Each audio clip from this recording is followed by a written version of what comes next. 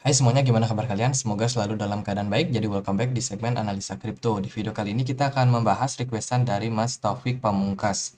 Eh, Bang Andre tolong bahas koin OKB dan OKT. Lebih bagus yang mana? Mau beli OKB apa OKT ya? Oke, kita akan coba untuk ulas seperti apa. Dua token ini sebenarnya token yang berada di ekosistem daripada blockchain OKX. Ya, baik OKB dan juga OKT ini sama-sama koin yang koin yang berada di dalamnya tapi dia tidak saling berhubungan. Kalau kita lihat dari informasi di CMC, OKB ini diperdagangkan di kisaran 698.000. Hari ini udah turun sekitar 6%. Dia ada di peringkat 26 di CMC. Ini market cap-nya cukup besar ya, sekitar 41 triliun rupiah, teman-teman. Dan volume perdagangannya sementara ini menguat. Untuk peredaran supply dari OKB saat ini itu ada di kisaran 60 juta token yang beredar saat ini. Dan OKB sendiri ini menurut saya udah paling besar untuk ekosistemnya. Dia bisa diperdagangkan di banyak exchange. Ya tentunya OKX, Gate.io, kemudian Lbank, Maxi, dan kawan-kawan yang lain. Jadi proyek ini sebenarnya proyek apa? Kalau kita lihat dari informasinya sih ini adalah aset kripto yang dirilis oleh OK Blockchain ya, ya OKX lah, exchange blockchain yang berasal dari Malta. Bursa ya, bursa ini adalah salah satu yang terbesar saat ini dan menempati peringkat ketiga dalam likuiditas, keempat dalam volume perdagangan, dan menyediakan berbagai pilihan pasangan perdagangan. Jadi basis daripada OKB sendiri adalah exchange-nya, yaitu OKX.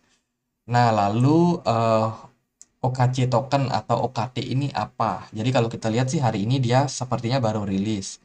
Di peringkat itu sekitar 2.600 di CMC, dan juga untuk perdagangan harganya sekitaran 359.000 rupiah. Udah turun sekitar 5%. Kalau kita lihat juga untuk kapitalisasi pasarnya ini belum terdeteksi karena mungkin koinnya masih cenderung baru.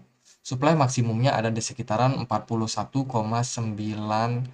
41.900.000 sekian token yang bisa beredar, teman-teman. Dan untuk informasinya di CMC masih belum begitu lengkap. Nah, aku cari perbandingan dia di salah satu situs ya yang namanya traderh4.com. Di sini dijelasin nih apa sih sebenarnya eh, OKT dan juga OKB ini. Kalau kita lihat dua token ini adalah sama-sama token milik OKX yang bergerak di ekosistem OKX. Untuk dasarnya ya itu tadi mengapa OKT diperlukan. Nah, ini fungsi dari OKT sendiri. Dia mengadopsi konsensus proof of stake, teman-teman. Proof of stake yang membutuhkan token asli untuk bekerja. Apalagi sifat ekosistem kedua pihak sangat berbeda ya.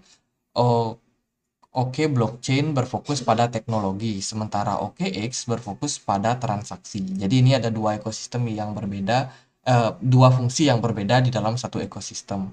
Untuk melayani dan juga mempertahankan ekosistem yang mandiri tingkat tinggi, Oke blockchain, Oke chain dengan lebih baik perlu untuk terus mengeluarkan token blockchain dengan sistem insentif fleksibel. Jadi supaya ekosistem dari OKX ini berjalan, maka mereka perlu untuk membuat selalu Oke chain, teman-teman. Yang dimaksud Oke chain ya tentunya adalah OKB.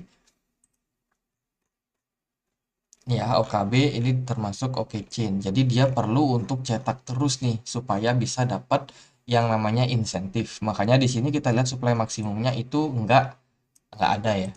Jadi supaya tetap berjalan ekosistem dari exchange-nya, karena kalau kita lihat dari utility OKB, ini dia adalah salah satu token yang memang diciptakan buat menunjang dari exchange OKX ini. Jadi kita bisa dapetin hasil staking, pendapatan pasif. Kita bisa ikut jumpstart dengan kita menghold OKB. Kemudian juga bisa dapat diskon perdagangan. Jadi OKB ini lebih fokus sama exchange-nya. Dia terkait sekali sama exchange-nya. Jadi itu fungsi daripada OKB. Jadi jangan salah sangka lagi. Sementara kalau OKT Mana ya penjelasan OKT?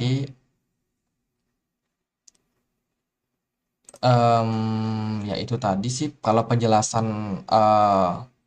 OKT sendiri dia merupakan evolusi ekosistem yang termasuk aplikasi DEX, DeFi, dan juga pengembangan blockchain masa depan. Nah, tadi OKB itu fungsinya lebih kepada untuk menunjang exchange mereka. Kalau OKT sendiri diciptakan untuk growth ke depan, untuk maju ya, untuk adopsinya itu semakin dikembangkan, nanti akan masuk ke fitur DeFi, decentralized exchange, dan lain-lain. Jadi tujuannya lebih ke arah sana, teman-teman. Jadi dua sifat yang berbeda ini tentunya akan membuat hasil akhir daripada harga koin ini berbeda. Kalau kita lihat dari informasinya di sini sih, menurut saya ya lebih menarik untuk OKT. OKT sendiri dia bergerak di blok Genesis yang dikirimkan ke perdagangan OKB di masa depan. OKT tidak hanya mendukung pengembangan OK Blockchain, tetapi juga mendukung pengembangan ekosistem OKB. Jadi bisa dibilang OKT ini memang baru ya, baru listing dan dia diciptakan untuk bikin ekosistem daripada OKX Exchange ini bisa jadi lebih growth, lebih besar lagi, lebih kuat lagi. Jadi kurang lebih kayak gitu sih untuk penjelasannya, teman-teman. Jadi lebih menarik yang mana ya, kalau dilihat dari tulisan white paper atau tulisan gininya ya lebih baik OKT lah. Kita akan coba untuk lihat seperti apa pergerakan daripada kedua eh, chart atau kedua harga daripada baik OKB dan juga OKX. OKB itu baru listing kurang lebih di 2021. Oh, udah lama ya, udah lama di 2021 dan Desember ya, 2021 Januari. Dia udah listing dan harganya so far makin lama makin drop, makin turun, teman-teman. Makin nyungsep. Kalau kita lihat sih sementara memang karena mungkin faktor dari bear market juga sempat naik di awal-awal listing, terus dia akhirnya turun mungkin karena pengaruh dari bear market sendiri. Kalau secara technical ini udah breakout daripada dia punya falling wedge dan sekarang lagi mencoba buat bertahan buat naik. Yang teman-teman harus perhatikan bahwa OKT ini likuiditasnya sangat-sangat minim. Ya, kalau kita lihat dari sini, dia bisa diperdagangkan di lebih sedikit exchange kalau kita bandingkan sama OKB. Dan juga volumenya pun juga tidak sebesar dari OKB sendiri. Dia bisa diperdagangkan di OKX, Get.io, Maxi, tapi nggak sebanyak OKB ya. OKB lebih banyak atau ekosistemnya cenderung lebih besar kalau menurut saya. Ada banyak sekali exchange yang bisa memperdagangkan sampai 47 exchange. Jadi dari sini kita udah tahu nih, mana yang sudah besar, mana yang dicoba dibuat untuk menjadi besar. Jadi ya kurang lebih seperti itu. Dari OKT, OKC token ini ya sementara masih struggle di kisaran harga 23 dolar dan posisinya sekarang ini sepertinya masih dalam tekanan jual, teman-teman. Dia breakdown dari level support atau yang saat ini menjadi resistance di harga 23 ya, 23 dolar dan sekarang posisinya lagi sepertinya di pressing buat turun. Itu sih kalau kalau dari secara pergerakan ya seperti itu. Kalau OKB gimana? OKB ternyata punya pergerakan chart yang jauh lebih baik daripada OKT. Ini menarik, teman-teman. Kalau secara tulisan di atas kertas, tadi kita udah lihat nih, OKB ini dibuat buat menunjang ekosistem dari OKX Exchange. Dia tidak diciptakan buat buat cuan, artinya buat growth ya, buat ekosistemnya besar, pengembangan blockchain dan lain sebagainya. Dia tidak diciptakan untuk itu.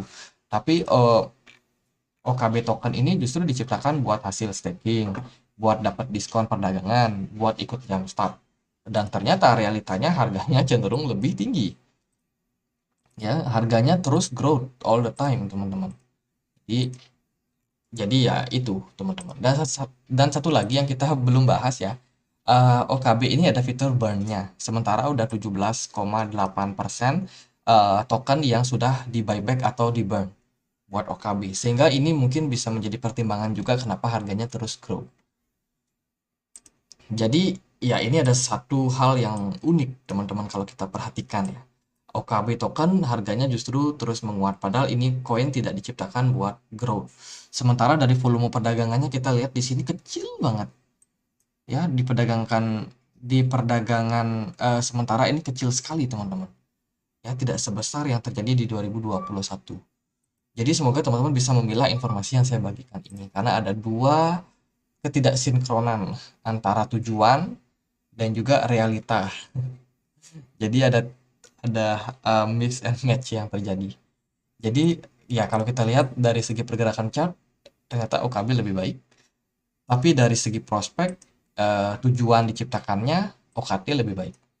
Jadi silakan untuk Mas Taufik Pamungkas buat memilih kira-kira lebih menarik yang mana. Kalau saya sih pusing ketika fundamental tujuan diciptakan itu nggak sejalan sama pergerakan dari chart. Tapi mungkin sih mungkin ya OKB sendiri kenapa naik karena yang mayoritas dimiliki oleh mereka juga. Harga koinnya itu mungkin dikendalikan sama OKX. Dia punya maksimum supply 1,2%. Sementara wallet yang lain itu kecil-kecil semua. Dan mayoritas memang mereka yang kuasai. Jadi mereka bisa memarkup harga, mereka bisa mengendalikan harga. Jadi itu mungkin bisa salah satu jadi pertimbangan teman-teman juga. Jadi jangan dikira ini koin murni semuanya karena market. Enggak ya, ini OKX yang kontrol semuanya. Jadi gitu teman-teman, semoga bisa bermanfaat. Dan kalau ada pertanyaan lain, koin lain buat dibahas, tulis saja langsung di kolom komentar. Sekian aja akhir kata saya Andri, makasih.